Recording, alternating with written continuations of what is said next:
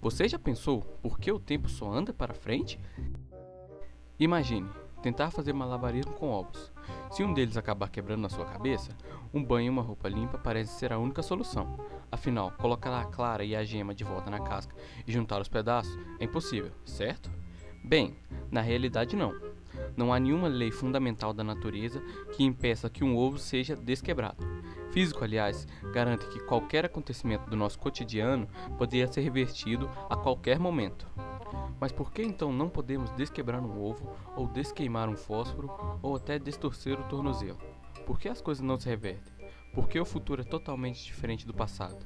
Parecem ser perguntas simples, mas para respondê-las temos que ir até a origem do universo e fora das fronteiras da física. Assim como várias outras histórias da ciência, essa daqui também começa com Isaac Newton. Em 1666, um surto de peste bubônica o obrigou a deixar a Universidade de Cambridge e voltar para a casa de sua mãe no interior da Grã-Bretanha. Entediado e isolado, Newton mergulhou nos estudos. Foi aí que ele criou as 3 leis da dinâmica, entre elas a de que, para cada ação, há uma reação oposta de mesma intensidade. As leis de Newton descrevem o mundo de maneira espantosa. Elas explicam por que maçãs caem das árvores e por que a Terra gira em torno do Sol. Mas elas têm uma estranha característica: funcionam tão bem de trás para frente quanto de frente para trás. Se um ovo se quebrar, as leis de Newton dizem que ele pode ser desquebrado. Obviamente, isso está errado, mas quase todas as teorias formuladas por físicos desde Newton têm o mesmo problema.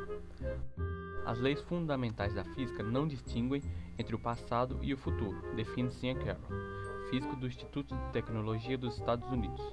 As leis da física não conseguem explicar por que é impossível desquebrar um ovo. A primeira pessoa a encarar esse problema seriamente foi o físico austríaco Leonid Boltzmann, que viveu na segunda metade do século XIX. Naquela época, muitas das ideias que hoje sabemos serem verdadeiras ainda estavam sendo discutidas, inclusive a de que tudo é feito de minúsculas partículas chamadas átomos. Boltzmann estava convencido de que os átomos existiam, mesmo tendo sido desprezado pela comunidade científica da época.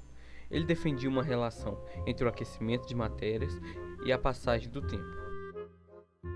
Na época, os físicos desenvolveram a teoria termodinâmica, que descreve o comportamento do calor.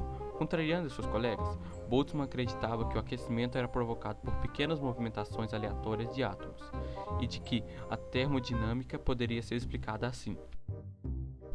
O austríaco partiu de um estranho conceito, a entrópia. Pela termodinâmica, todos os objetos do mundo têm uma certa quantidade de entrópia associada a ele, e quando algo acontece, essa quantidade aumenta. Por exemplo, ao colocarmos cubos de gelo dentro de um copo d'água, a entrópia dentro do copo aumenta. O aumento da entrópia é diferente de tudo, mas na física é um processo que ocorre apenas em uma direção. Para explicar isso, Boltzmann descobriu que a entrópia mede o número de maneiras pelas quais os átomos podem se rearranjar, assim como a energia que eles carregam. Ou seja, a entrópia aumenta quando os átomos ficam mais desordenados. Por isso, o gelo derrete na água. Há muitas outras formas para as moléculas se rearranjarem no estado líquido do que no estado sólido. Segundo Boltzmann, a entrópia está relacionada com possibilidades. Objetos com baixa entrópia são arrumados e, portanto, com menos probabilidade de existir ou permanecerem como estão. Objetos com alta entrópia são desordenados, o que os torna mais passíveis de existir. O conceito da entrópia ajuda a entender por que o gelo derrete em contato com a água. Essa teoria pode ser um pouco deprimente, principalmente se você for do tipo organizado, mas as ideias de Boltzmann parecem ter um lado positivo. Elas conseguem explicar a direção do tempo. Basicamente, se um universo como um todo se deslocar de uma baixa entrópia para uma alta entrópia, nunca poderemos ver os acontecimentos se reverterem. Se isso for verdade, o universo só parece ter uma baixa entrópia porque não podemos ver tudo que está à sua volta. Isso também valeria para a direção do tempo. A física moderna se baseia em 2 grandes teorias: a mecânica quântica, que explica o comportamento de pequenos objetos, como os átomos, enquanto a relatividade descreve coisas grandes, como as estrelas. E lembrando, pessoal, se você gostou do vídeo, deixe seu like, compartilhe e deixe sugestão para o próximo vídeo. Valeu! Tsunami.